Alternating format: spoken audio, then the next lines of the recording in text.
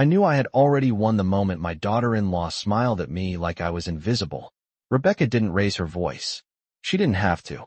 We were sitting at the long oak dining table Daniel and I had refinished together 20 years ago, the grain still catching the late afternoon light through the bay window, and she said, almost pleasantly, "Margaret, you're just living here. We're the ones building a future." Daniel didn't correct her. He didn't look at me either. He stared down at his phone, thumb moving slowly, as if the conversation were background noise. I folded my napkin neatly beside my plate. I didn't argue. I didn't remind them whose name was on the original mortgage, whose hands painted these walls, whose late husband had paid every property tax bill on time for 33 years. I just nodded once and took a sip of my iced tea. That was the day I realized silence is leverage, and I decided to use it. 2 weeks earlier, the house had felt different.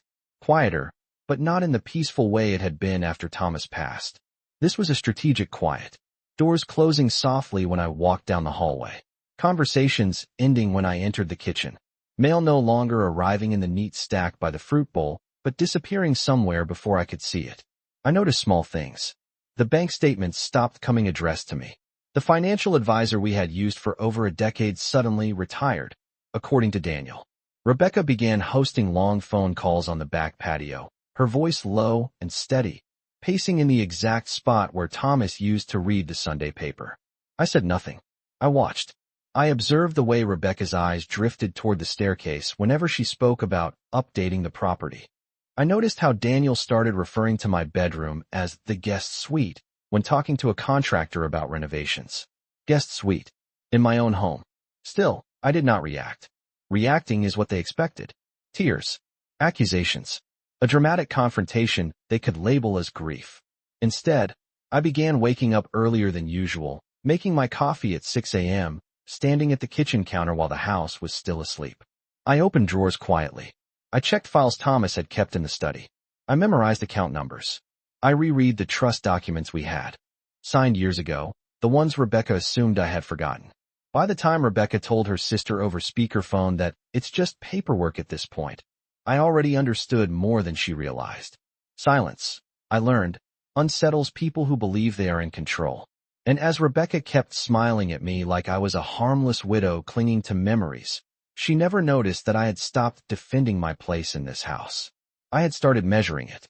The following morning, I moved through the house the way I always had, slow and deliberate, as if nothing had shifted, as if I had not heard my own home reclassified as temporary lodging. I made oatmeal the way Daniel liked it when he was a boy, with brown sugar and a splash of whole milk, even though he no longer ate breakfast at the table. Rebecca breezed in around 7:30, already dressed for the day in a crisp blazer, her phone pressed to her ear. She nodded at me politely, the way one acknowledges a neighbor. I watched her pour coffee into the travel mug Thomas had once received for 30 years of service at the firm. She did not ask before taking it. She did not need to. Daniel followed a few minutes later, adjusting his tie, avoiding my eyes with the same careful precision he used the afternoon before. I noticed how he stood slightly behind Rebecca when she spoke about meeting with a realtor that weekend, how he deferred without realizing he was doing it. I said nothing. I asked whether they would be home for dinner. Rebecca answered for both of them. Probably not. Busy schedule. It was said gently, but final. After they left, I cleared the dishes and walked into the study. Thomas had always kept things organized, manila folders labeled in his precise handwriting, tax returns stacked chronologically, insurance policies clipped together with metal fasteners instead of paper clips. I sat in his leather chair and opened the bottom drawer where he used to keep documents he did not want discussed casually. The house was silent except for the hum of the refrigerator and the distant ticking of the hallway clock. I read slowly. Trust agreements. Property deeds. Amendments drafted 6 months before his passing. I traced my finger under each line, not because I did not understand the words, but because I wanted to feel them settle into memory. Outside, a landscaping truck pulled into the driveway. I watched through the window as 2 men measured the front yard with a bright orange tape measure. Rebecca standing beside them, pointing toward the porch columns. Updating the exterior, she had called it. I closed the drawer quietly and returned the files exactly as I had found them. Later that afternoon, Rebecca came home energized, describing paint samples and staging ideas as if she were narrating a design show. Daniel listened, nodding, occasionally glancing toward me as though waiting for protest. I offered none. I complimented her on her initiative. I asked what shade of white she preferred for the trim. The pause that followed was brief, but noticeable. She had prepared for resistance, not agreement. That evening I sat alone in my bedroom, the so-called guest suite, and opened my laptop. I logged into accounts I had not checked personally in months. Passwords Thomas had insisted I memorize. Numbers lined up neatly on the screen, far less altered than Rebecca likely believed. I did not feel anger. I felt clarity. They were planning for a future that assumed my quiet meant surrender. They had not yet realized that quiet can also mean calculation. 3 days later, Rebecca invited a real estate agent into my living room without asking me first. I heard the heels on hardwood before I saw them, a sharp rhythm that did not belong to this house. I was in the kitchen polishing the silver Thomas and I had received as a wedding gift in 1978 when Rebecca called out brightly, "Margaret, we are just getting a professional opinion." She said it the way one reassures a tenant about routine maintenance. I dried my hands and walked in slowly. The agent, a woman in her early 30s with a leather portfolio tucked under her arm, smiled at me with polite uncertainty. Rebecca did the introductions quickly, emphasizing square footage, recent upgrades, neighborhood appreciation rates. Daniel stood near the fireplace, arms crossed, nodding along as if he had memorized a script. I took a seat in Thomas's old armchair and listened.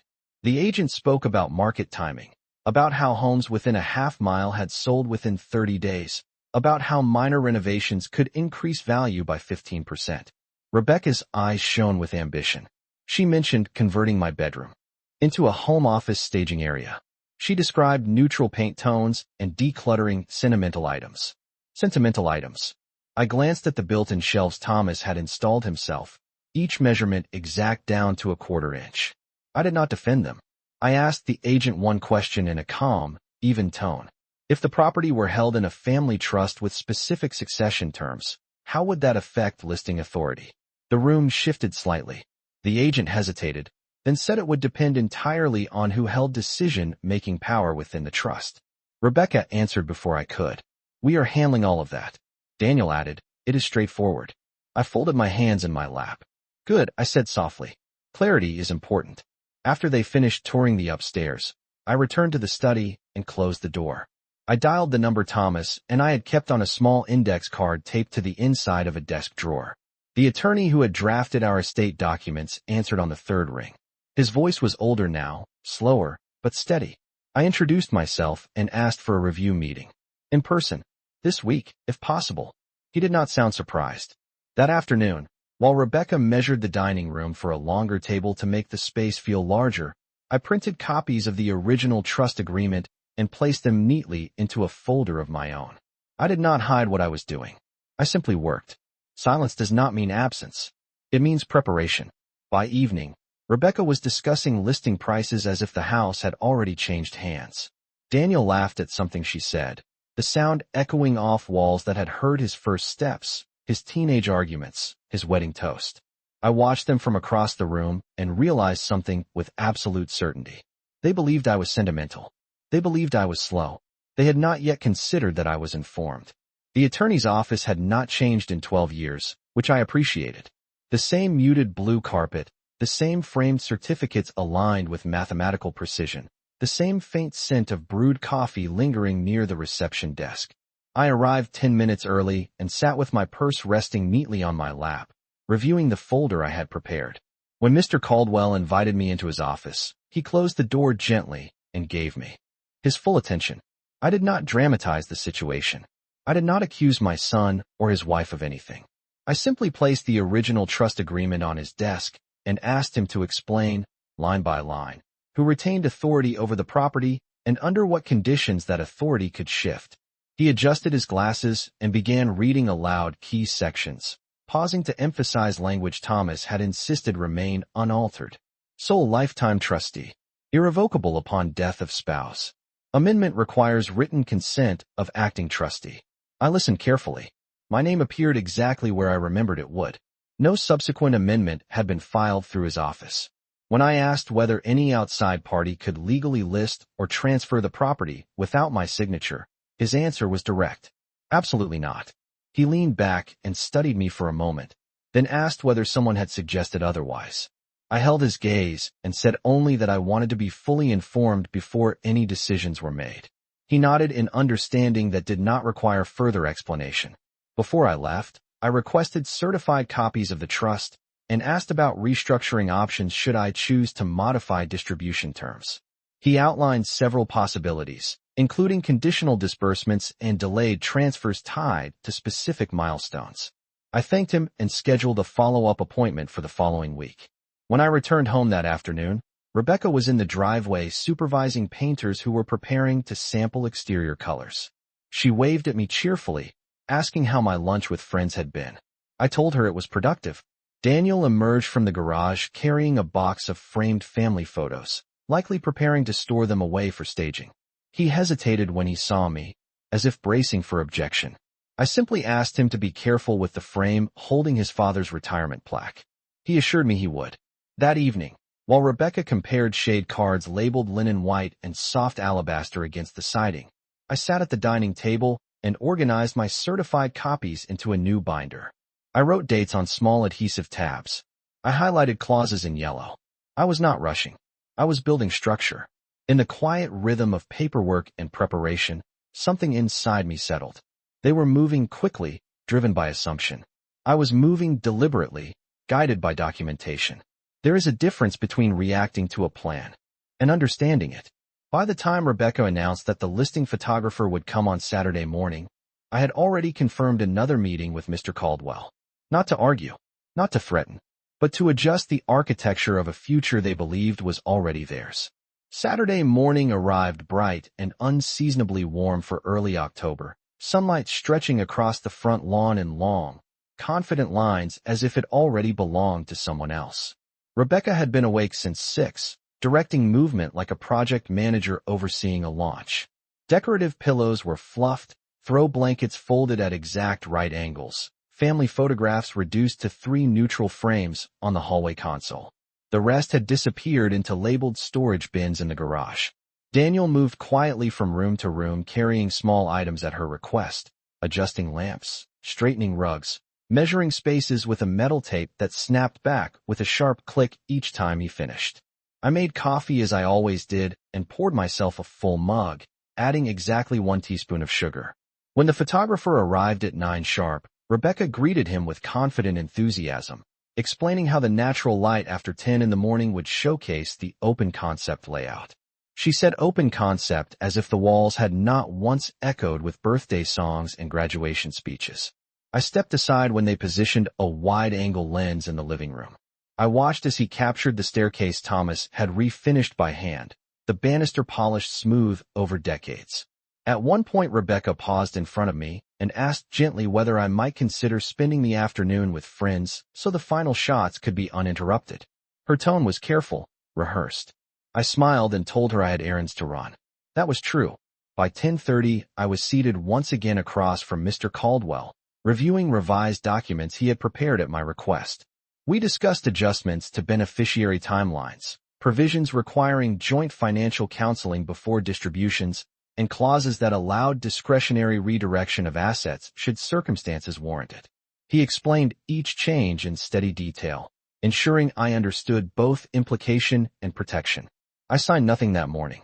I asked questions instead, precise ones. If I chose to create a secondary trust funded by the eventual sale of the property, could I designate oversight by an independent fiduciary? Yes, if I retained the right. To revoke future access pending demonstrated responsibility, would that stand legally? Yes. When I left his office, I carried more than paperwork. I carried options. Back at the house, the photographer was finishing exterior shots. Rebecca was discussing listing language on the front steps, emphasizing move and ready and exceptional investment opportunity. Daniel stood beside her, hands in his pockets, nodding at the phrasing. I walked past them and into the kitchen, setting my folder neatly inside a drawer beneath the cutlery tray. I did not interrupt their planning session. I did not question their optimism. Instead, I began drafting a timeline in my mind. They were preparing to present the house to strangers within the week. I was preparing to redefine who held the authority to allow it. There is a difference between staging a home and securing it. They were focused on appearance. I was focused on control. By Monday morning, the listing draft was complete, printed neatly on glossy paper, and placed at the center of the dining table, as if it were already a done deal. Rebecca walked me through the description with the confidence of someone narrating a success story, emphasizing updated interiors, spacious layout, and prime suburban location within 10 miles of downtown. She spoke about projected offers, about competitive buyers, about timing the market before winter slowed activity. Daniel added occasional agreement, repeating phrases like smart move and long-term benefit. I listened without interruption, my hands resting calmly against the back of a chair Thomas had once sanded and sealed himself. When Rebecca finished, she looked at me expectantly, perhaps waiting for hesitation or emotional attachment to surface. Instead, I asked a single question. When exactly were they planning to activate the listing? She answered Friday afternoon, after final touch-ups. I nodded once and said that was helpful to know. That afternoon, I called Mr. Caldwell again and informed him that I was ready to move forward with amendments. We scheduled a signing for Wednesday at 2 o'clock. I requested expedited notarization and immediate filing. He assured me it could be arranged. Over the next 2 days, I maintained routine. I watered the hydrangeas lining the walkway, measured fertilizer carefully according to the instructions on the bag, and paid the quarterly property tax online from the primary trust account, the same account I had always overseen. Rebecca remained unaware that access permissions required dual authorization for any structural change. She assumed authority had shifted naturally after Thomas passed, as if leadership transferred by default. On Wednesday, I dressed in a navy blazer and low heels. Nothing dramatic, nothing that signaled confrontation. The amendments were clear. Upon any proposed sale of the property, proceeds would be directed into a newly established managed trust under independent fiduciary oversight. Distribution to Daniel would be conditional upon financial transparency and documented joint planning sessions. Rebecca was not named as a direct beneficiary. I signed each page steadily, the notary stamping documents with a firm press that echoed softly in the office. When I returned home that evening, Rebecca was finalizing staging details for the open house scheduled the following weekend. She asked whether I would be comfortable vacating the premises during showings to create a neutral atmosphere. I told her that arrangements were being reviewed. She misread that statement as flexibility. Daniel seemed relieved by my lack of resistance. They mistook preparation for surrender. On Thursday night, I placed a sealed envelope addressed to Rebecca and Daniel on the kitchen counter. It contained nothing confrontational, only a request for a family meeting Friday at 4 o'clock before any listing went live. I went to bed at my usual time, the house quiet around me. In the darkness, I did not feel anger or triumph. I felt alignment. They had built momentum on assumption. I had built structure on documentation. Friday would not be loud. It would be precise. Friday arrived with a stillness that felt almost ceremonial. Rebecca was dressed in a tailored cream blouse and dark slacks, her hair pulled back neatly, as if she were preparing for a closing appointment rather than a conversation. Daniel lingered near the kitchen island, glancing at the clock every few minutes. The real estate listing was scheduled to go live at 5 o'clock. It was 3:58 when I walked into the dining room, carrying a slim leather folder. I had already brewed coffee, set 3 cups on the table, and drawn the curtains just enough to soften the late afternoon glare. I did not raise my voice to call them. I simply said, "It is time." Rebecca entered first, composed but curious. Daniel followed, hands clasped loosely in front of him. They sat across from me, perhaps expecting a sentimental plea or a reluctant blessing. I folded my hands over the folder and looked at my son directly. "Before anything moves forward today, there are structural details we need to clarify." Rebecca smiled politely and assured me everything had been handled. I nodded once and opened the folder. Inside were certified copies of the original trust and the amendments executed on Wednesday. I slid the first document toward Daniel. His name appeared in clear print beneath beneficiary clauses, followed by conditional language he had never read before. Rebecca leaned closer, her expression tightening slightly as she scanned the page. I explained calmly that as sole acting trustee, I retained exclusive authority over any sale of the property. I informed them that any proceeds from a future transaction would now be directed into a managed trust overseen by an independent fiduciary. Distribution would occur only after documented financial planning sessions and agreed upon transparency measures. Rebecca's voice sharpened just enough to reveal strain as she asked when this change had been made. Wednesday afternoon, I replied. Daniel looked up at me then, confusion giving way to realization. You amended it, he said quietly. Yes, I answered.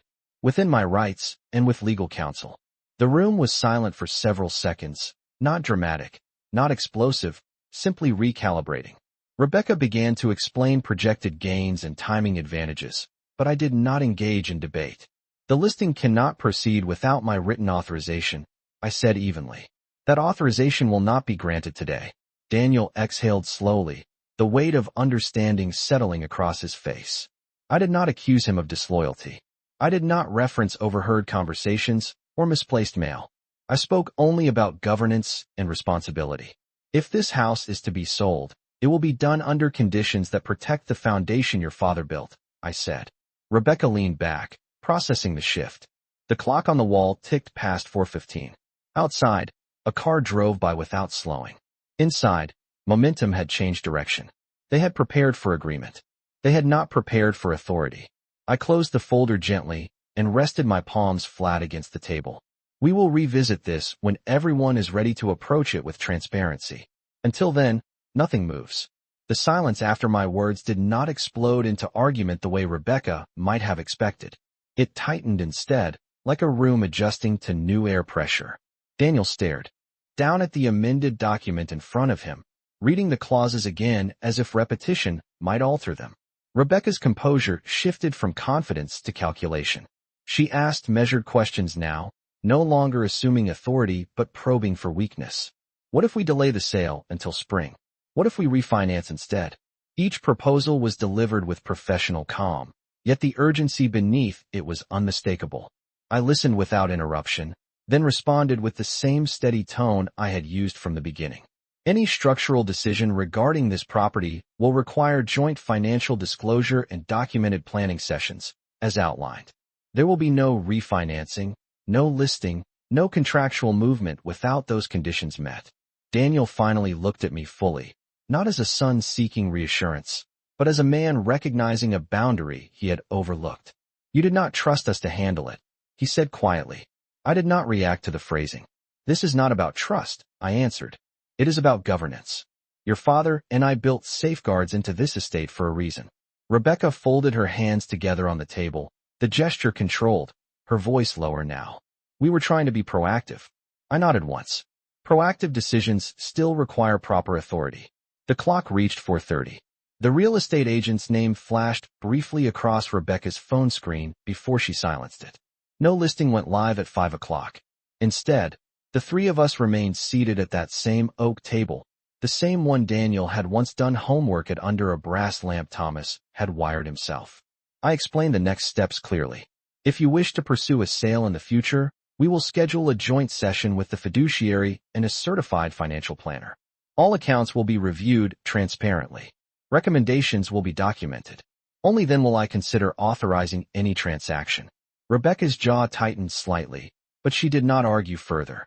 She understood now that the foundation she had assumed was negotiable was, in fact, structured. Daniel exhaled slowly and asked what would happen if they chose not to comply with those terms. I met his gaze without anger. Then the property remains exactly where it is. Under my authority. The finality in that statement required no raised voice. It required no emotion. It simply rested on documentation already filed and enforceable. Rebecca stood first, collecting the unused listing brochure from the counter and sliding it back into her leather portfolio. Daniel remained seated a moment longer, looking around the room with a new awareness. Momentum had shifted completely. The house had not changed. The walls, the staircase, the polished floors remained the same. What changed was control. They had believed movement meant power. They had not accounted for stillness reinforced by law. I gathered the documents calmly and returned them to the folder, not as a warning, but as confirmation that the structure now in place would not bend to assumption again.